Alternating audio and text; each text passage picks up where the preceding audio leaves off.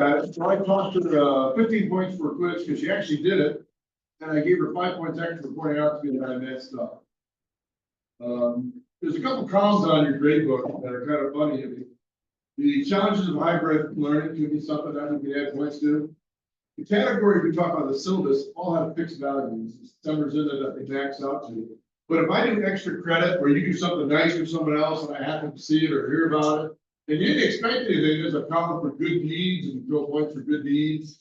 If you do exceptional work, and it's not like you give an answer that was way better than the 35 points that's in the column, I can have a place where I just throw points in the other column. So you can have the 35 and the extra points, because it was really cool.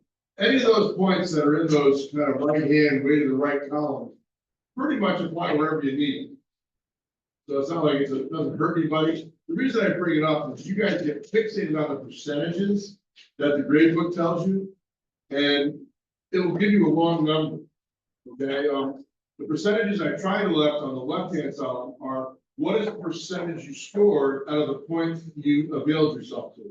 So the things you attempted, what was your score on those things you attempted? So if you attempted a project worth 65 points and you got a 58 on it, it would give you the percentage of, 87%, something like that, and you'd be right off the top. And you say, I did okay. But when you look at the totals for the course, it's going to look really weird because it's almost 1,800 points and only 1,350 are really needed. So you're always going to look like you have a much worse grade than you really have. And when we add extra points, the system likes to add, like that person got 20 points, that column has 125 points in it. So that looks like they only have what? An 18% of the points. And how many of you would like to see a score of 18? Probably nobody, but it doesn't mean anything. It's just 18 points.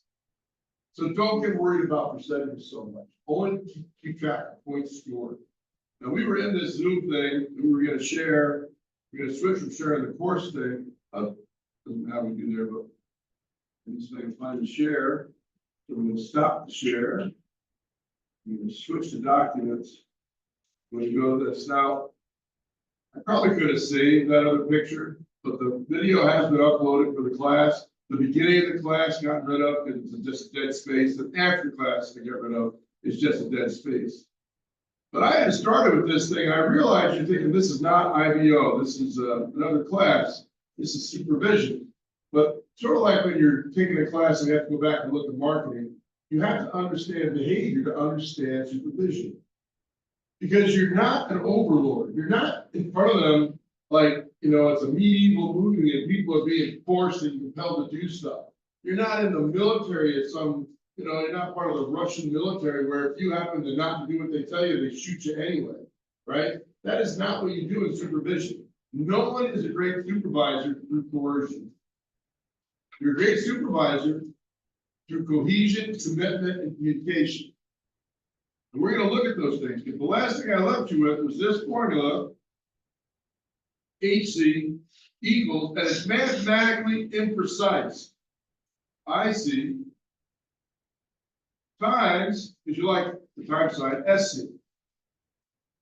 But because of your training, you look at this formula and say, human capital, which is the HC, is the total sum of intellectual capital, IC, plus social capital.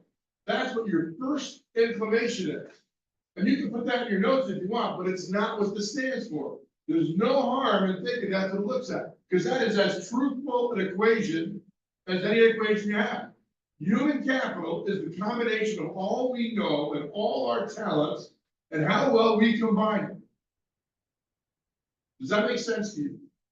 A good team becomes a great team because they work together in a way that people didn't expect. That's what happens. A great team becomes a poor team when they stop working cohesively, working towards the same goal. You guys ever see a laser? Ever see a laser work? Have one of those little laser pens? Everyone's talking about, I'm focused like a laser. They all think of that little dot. A laser has nothing to do with focus. You can focus or unfocus the laser. It's a coherent beam of light. And what makes it really strong, and I'll do a different picture here because you don't want to see it. What makes it really strong is we've taken a particle of light called a photon and we bounced it off something back and forth really, really fast at the speed of light. We bounce it back and forth and we have a half-mirrored lens on one side. So what comes out is all these photons of light, we're looking at waves instead, that are all coming out with the exact same frequency. All coming out, and you have constructed interference where the power of that light beam is enhanced as each and every photon pushes everyone in the column forward, that everybody is pulling together. Coherence is the key to unbelievable organizational success. Everybody moving with a rhythm that is together, that we actually build with each other. Destructive interference is when we destroy each other's contributions. Now, if I change this to waves, and you go, oh, it's waves, he's such a jerk. He acts like this is physics class. The only true science is physics. It's the only one. Everything else is built on it. And even our behavior is somewhat determined. If I take these, you say a wave, but that was a wave of water, and you just kept pushing, eventually what will happen, the wave will hit the other side of the tub, then they'll come back. And where those two meet, will they destroy each other? If the bottom of the one wave hits the top of the other wave, they'll be flat. What happens if both tops hit each other? Amplitude modulation. What if both tops hit each other? Could the wave be destroyed and be totally flat again? What if they were going in the same direction? Would the wave get bigger and bigger and bigger and gain power? Can you imagine that in your mind? That's how your supervision has to have an effect on the people that work for you. You never want it to be that someone is detracting, someone is not part of the coherence. Now, I'm going to ask, anybody have any idea, how do I build this coherence? I'm going to delete that because you really don't want to see it. But I got to remember how to do that. What's that thing do? Undo. Undo. So tell me, how do I get that among the people I work with? How do I get coherence? I like to communicate. But I like to have an anchor. Communication is really important. I don't want anyone to be surprised. I want everybody who works with me to know what their job is and how it builds into everybody else's job. Right? I'm as weak as the lowest performing constraint in my system. I work with a manufacturer and I know his primary tool for manufacturing, his multi-million-dollar robot has a cycle of 10.2 seconds. Every 10.2 seconds, it can make one product. How fast does his whole factory work? There's no way to avoid that machine. So is there any point in having some machine that does a piece every 6 seconds? Now, you'd only turn it on half the time maybe, but no matter what you do, your limit is set by that 10.2 second timing of that machine that makes that one part. You can't make the product without that. So now you know the rhythm, right? You know what you're trying to do. In a perfect world, I worked in the same factory where we stopped telling you your break happens at this time. We began telling people your break happens when you get to 276 units. So when you got to 276 units and you're ending your 2-hour periods up, why is that a better number to use when you're supervising those people rather than we all get to take a break in 2 hours? Why would I count the number of units they put out before they can take a break rather than the time? Isn't it the same? If I know it's 10.2 seconds every time, then they know. How does it change their focus? They're not looking for. Go ahead.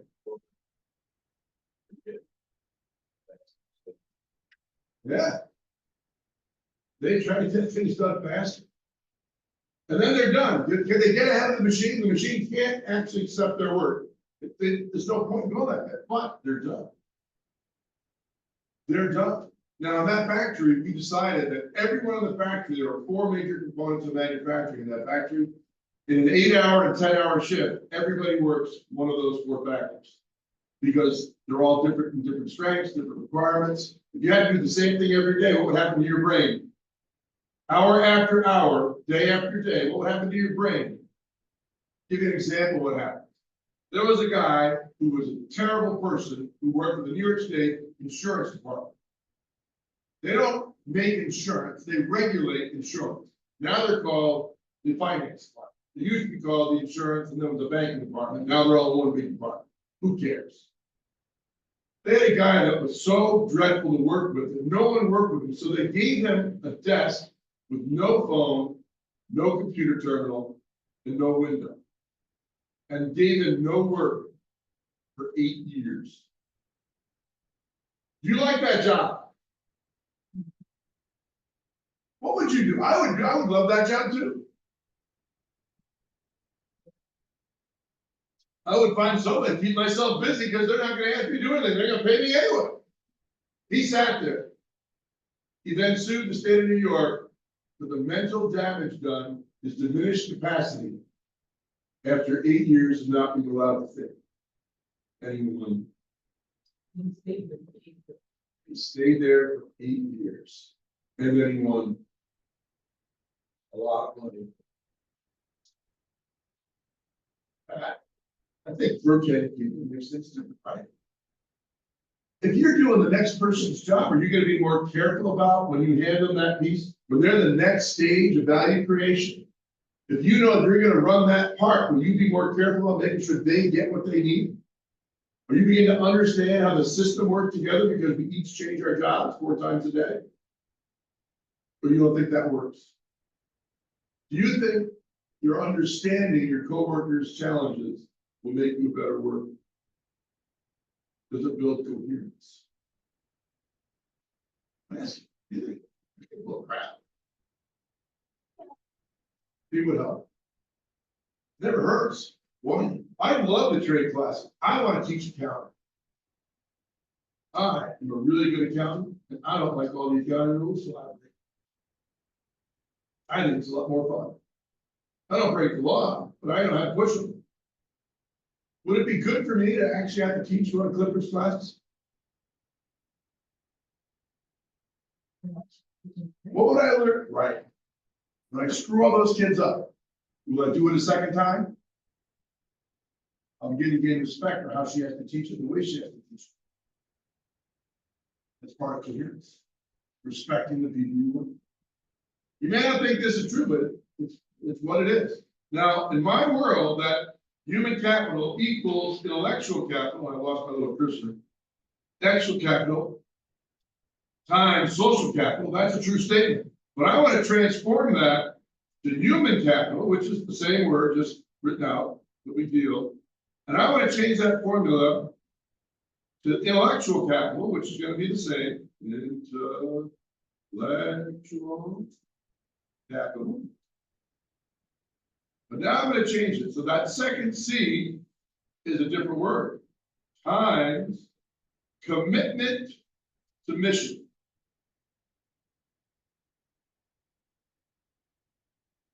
Times social capital. If you don't remember, I'll tell you what it is in a minute. It's how we talk to each other, what forms we create, what relationships we have, how well we coordinate, collaborate, and communicate as a team. I'm sure you've been part of a team where you knew exactly how your team member was going to behave. So you didn't have to actually tell each other, you could anticipate each other's behavior. Social capital is something we work on. Times, the last times, commitment, to members. Now let's break that down a little bit. Maybe it'll work and maybe it won't.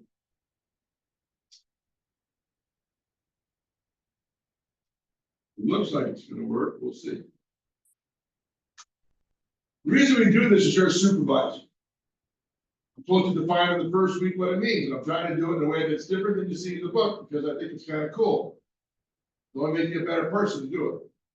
What is intellectual capital? What is the definition for any of your other classes you've had?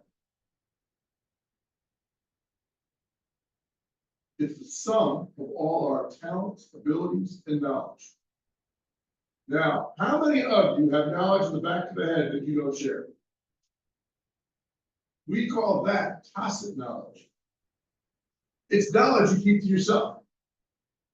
I worked with an attorney firm, and the attorney firm was Sterling P. Harrington, attorneys at law. And his primary legal secretary was Catherine Berthel. And she was out of Norwich, nobody cared where she lived. And Mr. Harrington was getting old. I mean, like 90 years old. And she was still doing stuff. And he was thinking, you know what, it's time for me to sell my practice, which is what attorneys do when they really want to stop practicing. Most attorneys would like to practice until they're pushing them into the ground because they love it so much. So Mr. Harrington said, I have to look for someone to buy my practice. He worked with Ms. Berthel for 25 years. And she said, well, Mr. Harrington, I wanted you to know I passed the bar 11 years ago. And I'm a fully licensed attorney in New York State. And he sat there and he said, you worked here for these last years as a secretary, and you never told me you're a lawyer? He goes, I just thought you were the most fantastic secretary I ever had. He sold her the practice. Which was really kind of neat. Because later on, she sold the practice for a ton of money to another practice. Do you think there were things in the back of her head that she offered the law firm without telling Mr. Harrington? What made her a fantastic secretary? You think about what would make anybody a fantastic executive assistant. Someone talked about them, it's exhausting. You can't be wrong, no one else knows. Man. Yeah, to know what has to be done without being asked. To look at the circumstances we face and arrive at an optimal solution on your own. And to execute. What other things would you like to have happen? How would you like to have them correct your mistakes before anyone else found out? Is that something that's nice of an assistant to do? You think a person who's passed the bar and has done all the legal work and been to college, did all those things, would probably be in a better position to bring that tacit knowledge forward? Why was she motivated? One, never to say she was a lawyer. And two, why was she motivated to give them all the benefit of her being a lawyer and not ask for anything from it? I don't know if she was that. That would be like, snidely, sinister, kind of cool thing to play the long game. I think she wanted the respect, because if she hadn't been trying to play that long game, I wonder if she was worried if she brought up the fact that she's now an attorney that she would have to give up what she really loved, which is doing legal work with Mr. Harrington. Because once she became an attorney, what would he expect her to do? Her own legal work. She had little kids when she started. Do you think that might have affected what she wanted to do? She had a sick mom and dad later on that she took care of. You think that may have said, I'm happy what I'm doing? She made pretty good money, but she didn't make lawyer money. She made pretty good money with not lawyer. Anyhow, we're going to go through this. It's all of what we can do. Here's my question. This time, you've got to answer more than one. Both times you've had one, and you can still play if you want. How do I increase intellectual capital that's at my availability that I have in my organization? And don't think hard, think easy. How do you increase talent, intellectual capacity, ability, and knowledge, experience of people in your organization? Like a trail. You train for what purpose? Teach what we know. We know they're going to need it, so we train them for it. We educate them for what purpose? They're better so they can handle the things that no one expected. Highly educated people have a lot more power to handle things we didn't expect. That's why we do those two things. We don't educate for a specific thing, we educate for the long haul. The unexpected. You guys know how to do that, how to organize training for your people. You don't need to teach the class. I mean, can you imagine just doing that for people? Let's talk for a second about how you do it. We're gonna change direction just for a minute. I want to drive from Albany, New York. Nuts. I want to take a long trip. I need to know the process of planning a long trip. So what's the first step? Well, you think we should know how much gas you need before we know how far we want to go?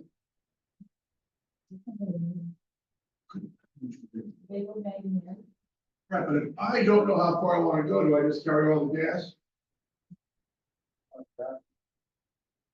Oh, pick up gas station. I still better know where I'm going, and I better know something else. I'm gonna get there. What else am I gonna get? I don't know where the hell I am. I used to keep a map in my office called the celestial planisphere. Anybody know what that is? It's a map of the northern and southern sky at night, the stars of the sky, from the earth. And I had asked everybody when they came to my office, and this sounds such an irritating thing to do, but when you're executive vice president or president of the bank, people put up with a lot of crap because they want money. If they want money, they'll put up with some idiot's crap. But I'd ask somebody, do you have any idea where you are? And they look at that and that, like they're going to find the earth. It's a view of the sky from where? Where are you? Not where you're standing. You're trying to start a business. Do you know where you are? You're trying to start a project. Do you know where you are? Figure out where the hell you are. Before you even decide to take a single step towards that big goal, you better have an idea of where you're starting. Because otherwise, you're going to do things you don't need to do.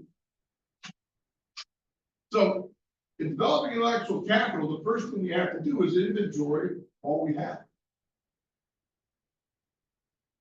Know what people can do. Find out what people know. I've taken people, you find out they have a hobby, and you can use that to make money. Why in God's name wouldn't you make that part of your business to make money? You're doing something that other people find really hard to do. Find a way to sell it so other people do it. We used to run, before the college went to this D2L thing, we had Banquet Hall, which really was an illegal name for Moodle. And we ran the Moodle for 3 or 4 other colleges. Because we had an expertise and we helped out. I said, why aren't you charging them for it? Why would I want to charge to help other colleges run their Moodle? Yeah, because then we have resources to do what? What can I do with that money? I can expand. Could I invest that money in educating and training my people to be better computer operators? Could I use that money to buy better humans? Could I not have to train my people? Could I instead buy them? I don't mean slavery, although 75 million, and I've had 2 students whose parents owned slaves. There are 75 million slaves in America, in the world. And there are countries in the world where slavery is still legal. Horrible thing to recognize. Horrible. I don't want to find people that way. I want to hire the talent. If I need the talent quicker, I'll hire it before I train for it. If I need something else, I'll take the time and I'll train and educate for it. More often than not, I'll do both. If the opportunity comes to hire a superstar, try to hire them. Then figure out how to use it. Intellectual capital can be done through training, education. How about challenges? Could you challenge that person to do things? Ask them to solve real problems for you. Now, when we started, we had to do an inventory of what we knew. In that inventory for the whole company, we're going to have an inventory for each of our members. So now we know where that member is. And now, what is the journey you want them to take? Think about it. You're a supervisor. Where do you want them to be? Is it further away from you? Or do you want to go across town? How many of us realize that we're really thinking about taking that person over time? What do I mean by that? your supervisor. We're gonna really learn how to do this. We're gonna be goddamn magicians with these people. We're gonna figure out where we want each of our people to be in 5 years. And we're gonna ask them if they want to be there. We're gonna have each of those people become a qualified candidate for the jobs of their dreams. And then we're gonna match up the jobs of their dreams to our strategic plan in our company or organization, so that when the time comes to hire for that job we're gonna be creating 3, 4, 5, or 7 years, we not only have candidates from inside the company, we also can then look for candidates outside the company. Nobody's handed the job in my world. When I went from EVP of the bank, the full president of the bank and CEO, I handed in a 20-year strategic plan for the company. They took all the identification off the strategic plans of the 4 other candidates in mine, and the board evaluated who had the best plan. Then they interviewed each of the candidates to see who would be able to implement and execute their plan. They started making me into a CEO the day they hired me as a teller trainee. Did you hear what I just said? There were 9 of us during my first 2 years that were brought in to be developed. They had no idea what any of us would be capable of or what our limits were, or whether any of us would actually succeed or stay. But I learned you build multiple candidates for the jobs you're anticipating as a supervisor. But you don't limit yourself to those people. No promises. Because what do they have to be the day you're hiring? No, the best. Everybody in the list is qualified. I told you, I have multiple qualified candidates, but I want to pick the best. Just different. So intellectual capital, if you write on a piece of paper in a paragraph how you can, as a supervisor, build intellectual capital. Do you think you can do that right now? Sit down and say, here's the training I think someone might need. Here's the education that would make them more powerful. Here are the experiences I need to give them. They may self-select out and choose not to do it. That's their choice. You're not God. But you want to develop multiple candidates. You think you can organize your mind now? Hey, yes or no? How many people think they can do it? Can you imagine yourself saying, here is Doug Galati, loudmouth shook. I know I'm going to need these jobs 5 years from now, in the next 5 years or 7 years. He's right here. Here's his level of education. Here is his behaviors. Here are the things where what he knows. Here's his talents. In order for him to be this person in the future, to be a qualified candidate for that job, these are the things he must achieve. And I'm going to lay them out. And in my world, I'm going to do a quarterly review to see how well we're doing along that path. Not just how well we do, but how well are we doing for you becoming the qualified candidate for the dream job that's in the future. Does anyone feel like it can't be done? Will people quit? What do you do when people quit? You wish them well. You wish them well. And you hire them back 2 years later because they'll want to work for you, because what did you give them more than just paycheck? Experience, future. They'll come back. And they'll come back better than you realize. Why will they come back better? Not just they want to. We're going to steal everything they learned when they went away. Just like we make people go to a meeting to go to training, you require your people to come back with 3 strong ideas from every session of that conference. You're going to sit there and take notes, and you have to produce 3 ideas, and you got to come back and you got to teach your colleagues and peers everything you learned when you went to that conference. If you come back and we get nothing, guess what you're not doing? You're not going to another conference. We get back a lot of stuff. What do we know about you?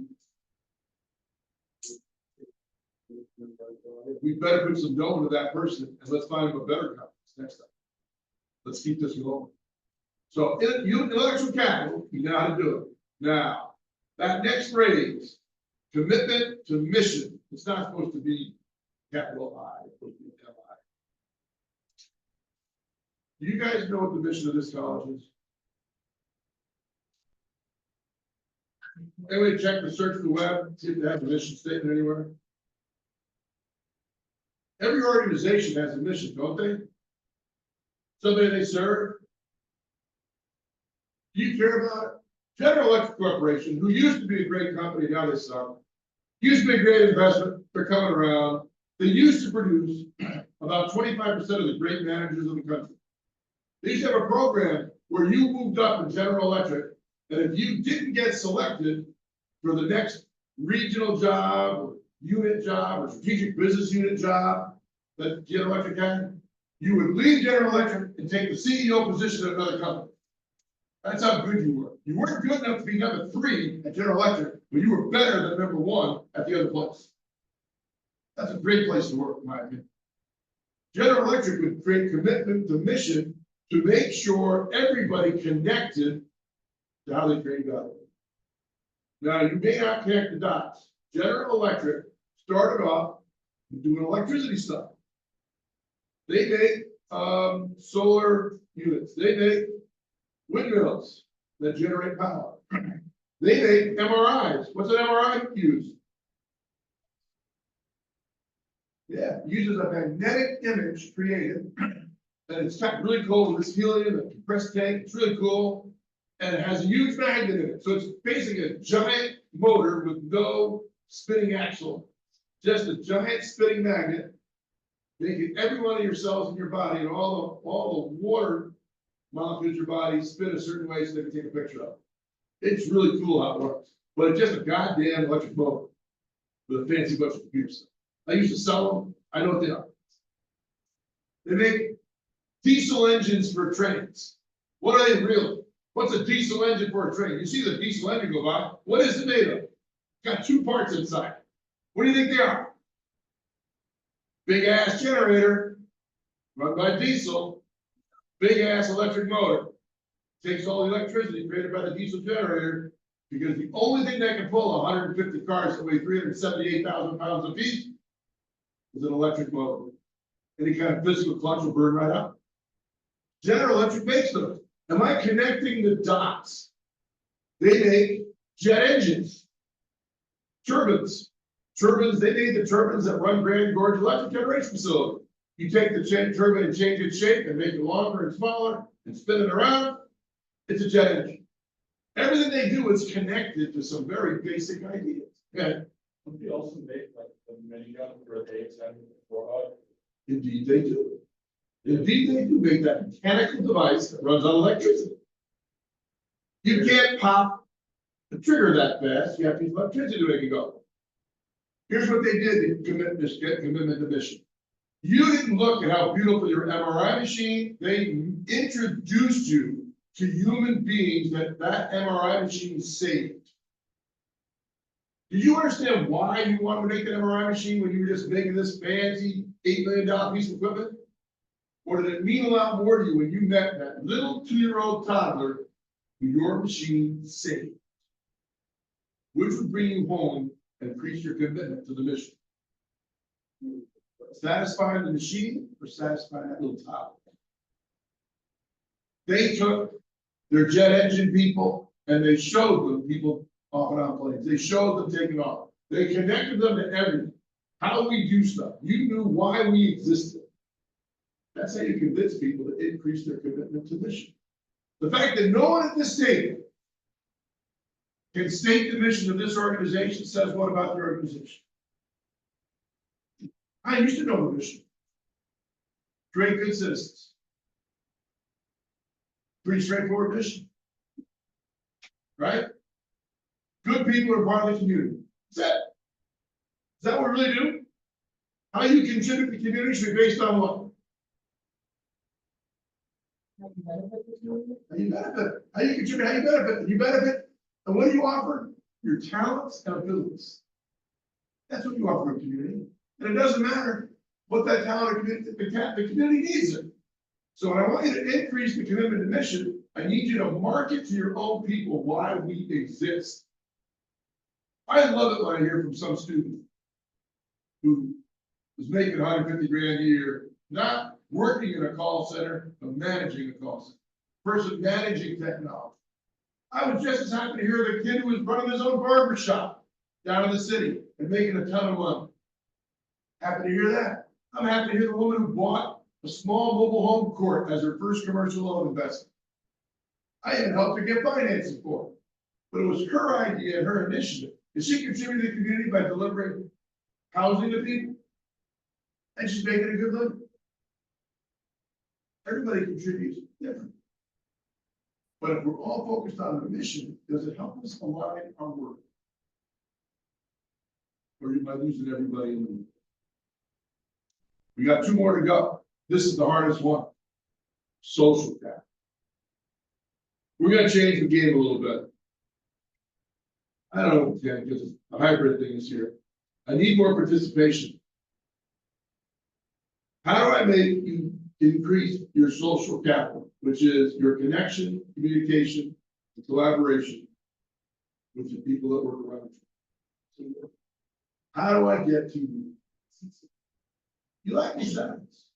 What incentives? I don't mind incentives. I used to pay out $50 bills to people who did a good job. A good incentive? I like cash. I mean, I not like cash. I like cash that's not taxed. I like cash that my spouse knew I didn't get, because now I can piss about anything I want. You pay it to my paycheck, it's like if my spouse will find out, I gotta buy some crazy ass lazy thing that the house needs. You're gonna raise your hand, sir. Yeah, you're asking about social capital, right? It's, and like what gets you there Yeah, is, finding people that share the same goals as you or share those values, because those people will bring you furthest. Versus I like- people who don't share those goals. they don't have to be completely insane. But remember that they can be constructive interference where we build on each other, but we can't be destructive. You know, we can't. We have to work on that so that we work together. I talk about Mole too much. Some of you have suffered Mole, some of you love Mole. I don't really care. Well, he was my mentor my first semester here. He would tell me everything I did wrong every week on Friday. Is that much of a mentor? Wasn't bad. And every Monday, Strickland would tell me everything I did right the last week. So I do mentor. And then Molly and I got in an argument, and we didn't talk for 3 years, socially. But we never stopped working together. Most people didn't even know we weren't talking. We used to go to lunch together. And then we got in a discussion on something, and we just could not sit with each other for 3 years. How are you guys gonna repair that problem if it's a problem? Remember, nobody knows. Do we even have a problem? It's fine. We work well together in every committee, on every assignment, every project. You don't have to like each other. We have to commit to the mission. What we shared was that commitment to the mission that we wanted the college to be successful. We knew that if we didn't do our part, it wouldn't be as successful. The fact that we didn't like going to lunch together anymore has no bearing on that. A lot of people confuse affinity and affiliation with commitment. They're not the same. Just that. I don't need you to go out with me, good drinking. That isn't necessary. You need us to say we believe in our mission. That social capital you talk about, values are a big piece of that, but I can create it by modeling the right values. I don't really give a rat's ass what you think. I only care about what you project. You can think anything you want. You're entitled to your own thoughts. All I can see is the work you did, and how you interact with people. So how would you measure simple things like that? Because if you're gonna monitor something and control something, we gotta have a way to measure it, right? Any idea you want? How do I measure improving social capital? It'll help you figure this out. Gotta go, man. So we have shared, interactive projects to do together. Would you build your team scientifically and look at how people interact? I use a lot of that. You'll find that later on in the class, that I use a lot of psychological kind of weird things that I want my teams to be together. I want them to fit together where I have people with different skill sets. So that my team is amazing. I have like 900 people in my LinkedIn content network. And if I have a problem that I can't figure out, I just reach out. I'm the smartest person I know. They feel the same way about me. Somebody asks me, I do my best. I look a hell of a lot smarter than I am because I get good advice from people I trust. How many of you think we should count how many phone calls you get in a day? I like doing that. I like monitoring all communications. My computer system where I used to run the company, we kept no less than 60 days of data on every phone call, every keystroke, every email you sent. We interrogated your email to see electronically if it had 1,200 keywords we were worried about. Keywords we wanted to see, positive words and negative words. But I'm monitoring. If I'm going to this man in the Yankees shirt 6 times a day, and the average phone call is a minute and a half, it's very likely that he is helping me solve a problem quickly. If 4 of us are calling the same gentleman, does that tell you even more? What does it tell you if we're monitoring communication and he is getting now 20 phone calls a day, he's taking less than a minute, in which everyone leaves, and you haven't heard a single bitch?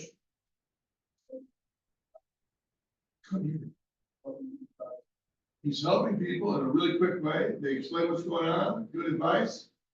Good answer. Problem solver. Anybody want to give him the moniker of informal leader? What's it mean to be an informal leader? Elected by the group. Yeah, the group has decided because of your expertise or ability. I have never been liked because I'm pleasant. I'm an acquired taste. I'm liked because I'm effective.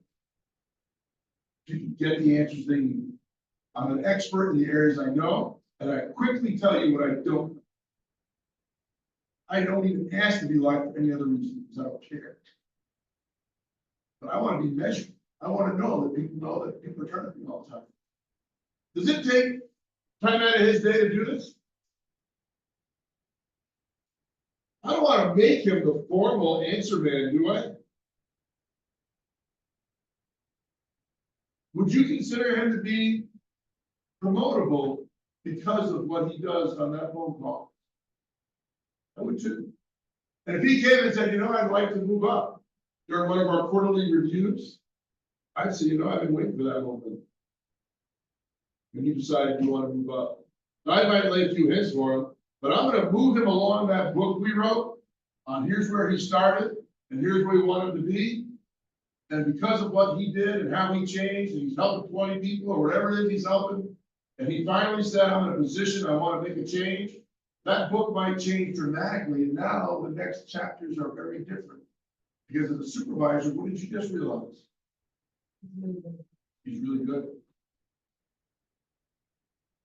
That social capital and measuring his connectivity with other people is really important. Have you ever worked with anybody that you would defend to the end, that you would fix the problem and only tell them after the fact, that only so that they knew? Did you work with someone that you felt that committed to? Yeah. That's a wonderful way to be.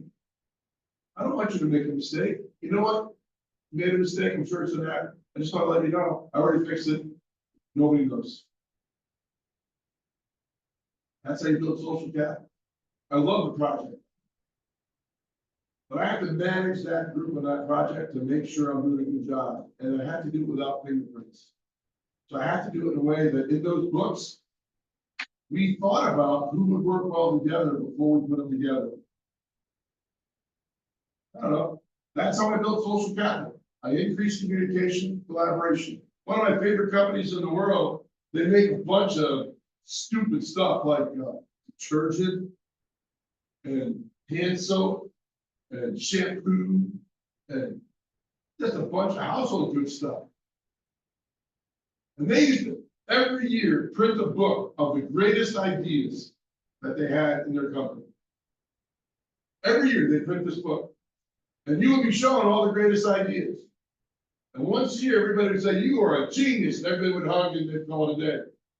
Then they changed it, and they said, let's build a searchable intranet. INTRA, not an internet, but one inside the company. So that everybody's idea as they develop and flourish can be searched by other people.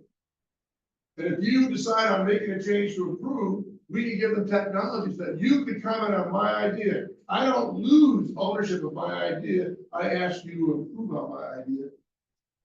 And if I accept that, if it works, we both gain. They built a system where rather than once a year celebrating isolated success, they built a system where everybody improved a little bit all the time. And a strange thing happened. They had to add a group of people to their list of people on their list. They had to add customers' ideas. Then they had to add suppliers' ideas. And all of a sudden, they're not changing the ideas of their own people in their intellectual capital growth, in their commitment to mission. They're forming new alliances and new things, and now it's much bigger. And now your organization is doing great. I know you don't think about this as a supervisor, but I'm trying to show you that how incredibly evolved good supervision can be when you're not just watching over people today. You have to be ambidextrous, worry about today. But if you want to be amazing, you worry about today while you're creating the future. Now that commitment to membership means we watch out for each other. The military is the best at it you've ever seen. Because nothing explains insane bravery. Nothing. To quote someone, I can't remember his name, but he was a good speaker. In the military, you get rewarded for sacrifice that you gave to someone else. In business, we get rewarded for the sacrifice we take from other people. You see the subtle difference in that? In business, I ask you to sacrifice the benefit of the company. In the military, they build huge commitment to each other because every one of them is not worried about not just the mission, but they want to make sure the person next to them gets home too. That's why they do crazy things to protect each other. They each feel that commitment to each other. Now, I'd expect your private individual organization to have that level of commitment. But I know that when I was a baby banker, brand new, a woman named Jane Wetmore, we had a rule at the bank, and every bank had it. It's a misdemeanor to write a bad check if you work in a bank. You write a check and the check doesn't have the money to clear. It's a misdemeanor, which means they can fine you, or they can put you in a little time in jail, whatever. It's not good for your career. I never personally wrote a bad check, but one day I made about, at the bank, $328 in 2 weeks. And one day I came into work and everybody was upset because I'd overdrawn my account $3,000. That's a lot of money, isn't it? But 10 paychecks, almost. KeyBank had misencoded a check for $30 for my student loan payment. It was $3,030. And I only had $50 in my account. So that check was good that I wrote, but it hit my account and everybody was upset because it's a misdemeanor. What was my defense? Really didn't do it. So the second time it happened, something happened, was similar, where there was a mistake. And I overdrew 2 times. The third time, you're fired automatically. There's no discussion. Doesn't matter why it happened. Well, third time, I had to buy some medicine for my kid, and I overdrew my account 7 cents. Jane Wetmore threw it away. She threw it away. She just took the slip, threw it away. Told her boss, we're not going to recognize it. And when she retired from the bank 20 years later, she said, if I hadn't thrown that check away, we wouldn't have him as our CEO. Kind of strange, true story. Why did she throw that check away? Yeah, she had thought about that and her commitment. Did she take a risk by breaking the rules? So, Yeah. I knew what she had done, because I knew what happened. That was the time, there was a mistake, I didn't have enough money. I had to write the stuff, I had to get the drugs. That is the kind of commitment you want to see, where someone says we're gonna do it. And how did they do it? Well, they had me work in their department, and I did every bad thing they wanted me to do. Every unpleasant task they wanted done, I did. I worked without complaint the whole time. I was cheerful and easygoing, which was not my normal state. I've been a schmuck, when she had thrown that check. There was another guy in our group of 9, who came later, who was hired at 3 times what I was hired at. $900 paycheck. His uncle was on the board of directors. He stood in the coffee room and complained that I don't know how they expect me to live on $900 every 2 weeks. When he probably was 5th highest paid person in the world. Did anyone do anything to cover his mistakes? So he burned out in 9 or 10 weeks. Really important, build that commitment to membership. I don't like going in the woods and doing trust crap. I don't like being tipped over backwards. I don't like playing stupid games. I don't like doing anything that doesn't make money. But I'll do anything that makes money while we're building commitment to each other. And the best way to build commitment to somebody that next to you is to build respect between the 2 people. And that means give that person a chance to showcase their talents and abilities to their coworkers. Don't put them in a position to fail. Put them in a position to be successful. Success is a sense of satisfaction, right? Success brings you satisfaction, which feels good. You like that feeling. It increases your effort. Success brings satisfaction, brings effort. You can change the word success to performance. Performance brings satisfaction, which brings effort. I have to increase that performance demand all the time, a little bit, so that that person becomes better than they were. That's how we do it. I want to show that your management as an advanced supervisor is about knowing what you want in the future and making it happen. And showing you there are simple tools that you have at your disposal to improve how your company runs. You don't have to be doing everything. You don't have to be a tough person. You have to be consistent, right? The man in the back said we have to have values. You have to have integrity. Does anyone know the meaning of the word integrity? It just means you stick to your values. No matter how it looks, right? You stick to your values. Let's see what I missed before we go on to something else. Does anyone have a question about this? Does it seem like it could work if you think this way? Because this whole course is about getting you to think this way differently. It's not, I can show you other stuff that the book has in it, which is kind of cool stuff. I can't find my cursor. There it is. So let me stop the share that I found my cursor. I know I quit the meeting though. It just threw me out.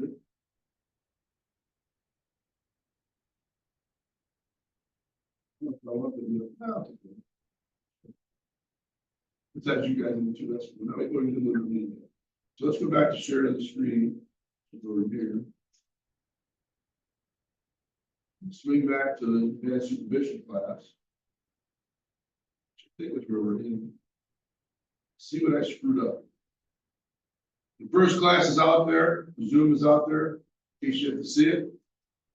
Waiting. There's the actual meeting. There's the August 27th. I left sort of the biggest hits from prior semesters out there. I also have all the old ones in a folder. So if I end up being sick or you don't understand something, you want a second bite of the apple, I just send it to the video. Or we can add the video. Something goes on. So we don't miss anything. But we make that work. So that's out. We can go to the next thing that's up. Fundamentals. I think we covered a lot of it. Let's see what I missed. Here are the objectives. 4 functions: planning, organizing, leading, and controlling. Why a supervisor's role is ambiguous. How many times a day will you have to change the direction as a supervisor, do you think? I've got a question for you. How many times? It's like a couple minutes. Right? Somebody's gonna move on. It's gonna be tough. You gotta be ready to handle things. You gotta be able to write things down and stay organized. That's what we're doing there. 4 essential supervisory competencies. We'll go through that. We'll get fun. Identify the elements necessary to be successful. I think we did a good job there. Do you have to have everything? You better have everything. You have to have vision and foresight. You have to have emotional awareness where you can predict how people are going to react to a future circumstance. Are you a good communicator? That's a big thing. Let's see what it says. Blah, blah, blah, blah, blah. Just to make sure, look through this PowerPoint so fast, your eyes are spinning. I understand Kowalski has the record at 18 slides for 5 minutes, but I know I can do it. I know I can do it. I like this book because my daughter told me about it. She used this book and other books by the same guy to go from being a branch manager of a bank to being the East Coast senior training officer for the same bank. Go from making 60 grand a year to 190 grand a year. I think it's a pretty good book. I didn't have it, she found it. I didn't. Let's do that slideshow, Brad, and see if we know. What did I miss on fundamentals? We don't know that. We have a purpose, we talked about it, did that. We did that on Monday or Tuesday, whatever we met, Tuesday. Operatives, those are just words. Physically produced goods. Top management. This is kind of silly. This is almost embarrassing. It's so simple. All right. The activities we perform. We did that on Monday. That you can read. What's my problem with this? Does anyone want to make this a better idea? And the associative property of addition, does it matter which one you do first? Not really. Not really. Which of these do you think we should do first? Should I plan without knowing where I want to go? No. No. Can I know where I want to go without planning? I don't like addition. I like multiplication. Why do I monitor stuff? I told you to monitor the number of times somebody gets a phone call. I tell you to monitor the number of times they interact with other people. I want to know who they talk to. I want to know who their networks are. Your computer can do that all for you. I like having, you know, like that is every desk in my little world. I could see it from my desk. In other words, I had cameras on my employees. No sound, just cameras. So I can watch how they work. See how they did. See if they were, how they were reacting to the person in front of them. A lot of times they'd call me and say, we're gonna have this person come in, would you mind sitting in and watching? If we get into trouble, I'd appreciate you calling. How would I know they're in trouble? Yeah, just look at the body language. And you dial the phone and, hey, this happens to be the president of the bank, maybe we can come to an answer. There's nobody else above him, you can decide anything you want. So if he says yes, it's yes. Well, it made their lives a lot better knowing they could do that. They did it all on their own and didn't need me. Were they embarrassed to have me watch? And if the person left, what I do? Pick up the phone and say, did a hell of a job. Glad it wasn't you. Pick the phone. Crazy stuff. And then write it down. Why do I write stuff down? Because the average supervisor actually evaluates the last 2 weeks to 4 weeks of the person's activities. And I like to write down everything good and everything bad that happened. I like to keep track of all the events for the whole year. So that we say that in that quarter, These are things that you did that made us great for the year. These are things we did. So it's not left to be just remembering how you did. Someone can have a great first quarter and a crap fourth quarter. Reverse it. Should the person who had a great first quarter and a crap fourth quarter not get a raise, while the person who had a crap first quarter and a great fourth quarter get a raise? You don't keep track. You don't lose the fact that someone had a great first quarter. I worry about it. Boss. Engagement. I think that's a good word. I told my other class today that we should run everything at 83%. Did you guys hear me say that at all? That every system, every machine, everything you calculate is maximum productivity and you never exceed 83%. Employee engagement, sustainability. You achieve its business goals and increase shareholder value. And I want to do it, build a machine that I have 17% slack in. Never had any idea why. Why? Why would I want to not run a best I ever ran the mile? 5 minutes, 30 seconds. Best ever 100 meters I ran, 11 seconds to. Amazing track.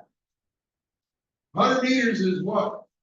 There's 1,700 or so, 1,760 yards at a mile, right? So why the hell can't I run a mile 3 minutes and 30 seconds? If I can run 100 yards in 11 seconds, why can't I stack that up and just do it for a whole mile? Can't keep it up. Yeah. Can't recover. Now you know that 5:31 sounds pretty slow too, but it sounds really slow when you realize that people who run marathons competitively run every mile at 5 minutes and 30 seconds, 26 miles. So how fast would you want me to run so I never stop running?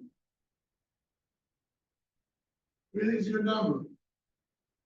5 minutes, 30 seconds. How much slower do you want me to run so I don't get tired? Your gut sense. 85%. But 83 is the number I always use. If I do that, if I can run 7-minute miles, I can probably go 10 miles. Run 11-minute miles, that's only what? That's only 5 miles an hour. Children run that. Children! I go forever. It's not even running. That 7-minute mile looks pretty sweet to me. You're gonna find in for 200 years, the Federal Reserve Bank in New York has calculated the proper utilization rate of machineries and people. It's 83%. You go back to the Roman Empire, you're not gonna like this number. They had a centurion. What's a centurion do? He drives 100 people, including himself. He has 9 phalanxes. 9 group of people that report to him. There are 9 middle managers that report to that centurion. And every one of those 9 have 100 people. And they calculated all their work for 1,000 years. About 83% of what they could do. How far they marched, how far they did stuff. Because at any point in time, they have to be ready to fight. Go to any culture. They were the biggest empires ever. We all give Genghis Khan credit in Asia, but Africa had bigger and longer empires. And you look how they managed it. They built the pyramids. It wasn't aliens, as much as you might enjoy it. They actually had professional managers who managed the process at the right time of year to float the rock to the site, to gather the rock. Yes, many slaves were killed and died. But the wealthiest people in their society were the people that knew how to manage to build the pyramids. It's really cool. Sustainable. I don't care about that. Competency. Should you know something about what your people are doing? You have to know everything? Yeah, I know enough, but they're not going to lie to you. I have to be consciously competent. I have to be able to help them with the benefit of a manual. I don't have to be them. I have to know what it means to write code, I don't have to write code. I have to know what it means to do surgery, I don't have to know how to do surgery. I can manage anybody. But if I don't understand what they face, I can't manage anyone. Interpersonal competence, the word understand, we all know that. Conceptual skills. Conceptual competence. I'm the only one I bet in this room who sits in the dark and thinks about things. Does anyone else want to admit to doing that? Sit in the dark, no sound on, no noise on, no distractions. And I contemplate how I want to fix a problem. It helps. How far do you think? And do you practice? I want you to do something that you're not going to like. I want you to close your eyes, and I want you to see a lake full of Canadian geese. Without saying anything, I want you to count them. Okay? You do it for 15 seconds. Close your eyes. Imagine that lake of Canadian geese. And then try to count them.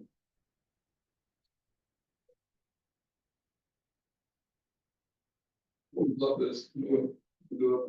I don't steal your wallet or anything. Your eyes are closed. Without, how many of you have your Canadian geese moving? The flock is floating on the, is it moving when you're thinking about it? Was it moving or was it standing still? First question. Well, just to yourself, put up the answer. School. Anybody in the room count 2 at a time, 5 at a time, 7 at a time?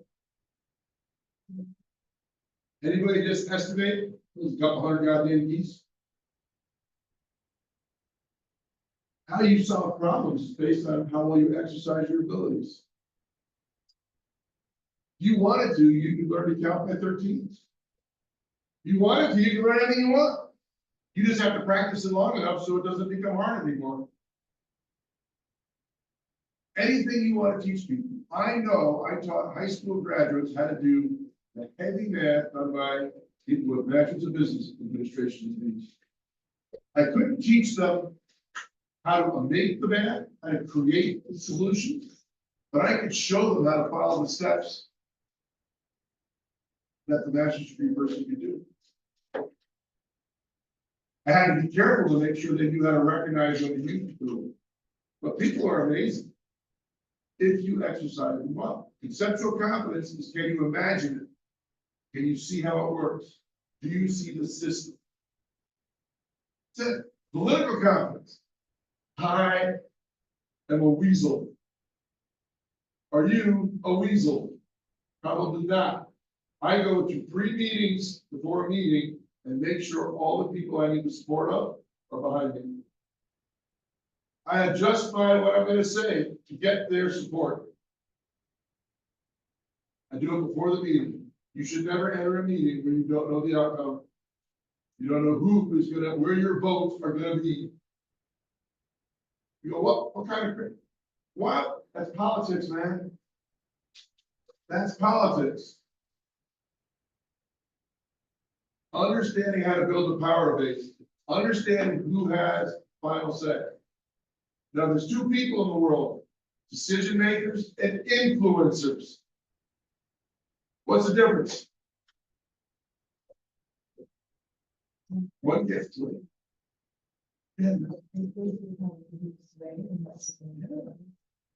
Yeah, really.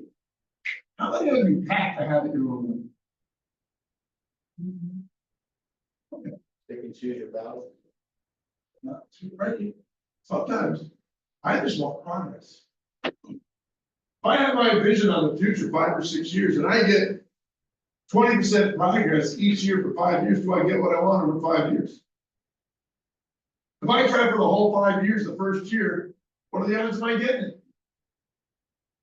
I gotta use politics. I gotta build the support, gotta make it work. So go through, blah, blah, blah. How we use it, not worried about that. We did that pretty good. See if we covered 2 already. We may not have, we get out of here. I know I got 2 minutes to do it. We never stay late. Why do we never stay late? Because you get pissed. And you won't come. And I don't want you getting pissed. Now, we wouldn't directly talk about this, but I bet we talked about some of this. Waiting. 1, 2. I haven't talked about that. Globalization effects, we'll cover it on Tuesday. I think I talked a little bit about computers, a little bit how to use technology. Do I need to cover e-commerce with you guys? You know what it is? Okay, we'll cover it. You know why companies get smaller? 2 seconds of information. Companies downsize because they fail to predict the size they needed. And they wait too long and they lay people off. Had you been thinking ahead, and we have an example of that for our role plays, your goal is the right size. If we know our current product line is going to disappear in 2 years or 3 years, do we throw away all the people that work for us and have all these talents and skills? Or do we find a new product line? Those who find a new product line never have a layoff. Those who have a layoff fail to see a future that was sustainable. Whose fault is that? It's the manager's fault. It's the supervisor's fault. That's why companies downsize. They fail to see the future and act to it. The rest is pretty straightforward. But we'll catch up on Tuesday and make sure. I think I covered almost all of this, except for little stupid stuff. We'll kill it off Tuesday, and we're done. A minute early. Can you avoid it? Is it all right? You done a minute early? I'll stay for questions if someone has them, but I've never had anything to say. Covered a lot without you knowing it. Now we'll do the rest.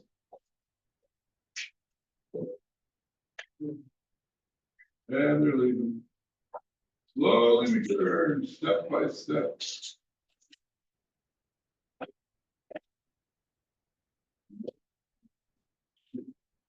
Good night, gentlemen, ladies and gentlemen. Thanks for coming. Now I'm leaving the room. I understand we're giving up on Zoom. College. Everything on Teams. I will, thank you for saying so. I don't know how to use Teams as well. Well, but yeah, I know, but when I click on the thing to talk to one person, that's just like a video chat over the internet. But what I want to do is, I can probably just click on that to do it. But am I clicking to their phone or am I clicking to their computer? How does it know?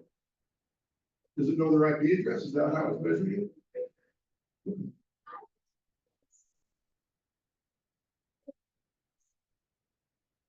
Right, I agree with you. They like Teams for the same reason. But some of the stuff that Microsoft built, I'm just not used to. Except to do it. But I will. Uh-oh.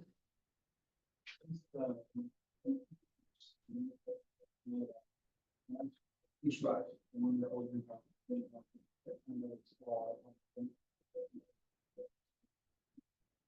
know the name of it. The who's teaching?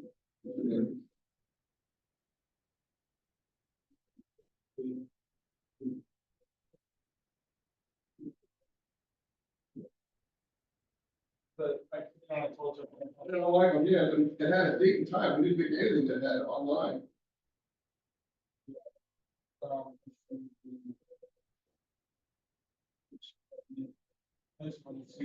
Oh, she's great. It's a big. No, I would say it's not your right. She's really, really good. No, she's worth it. You won't get she's worth it. You're gonna have one, but she's really, really good. I would try it. Only because she's really, really good. Yeah, I just want to hear from you. I never. No, if it was somebody else, I'd be telling you flat out, but she's actually really, really good. Good to see you, Mr. McDonald. You as well.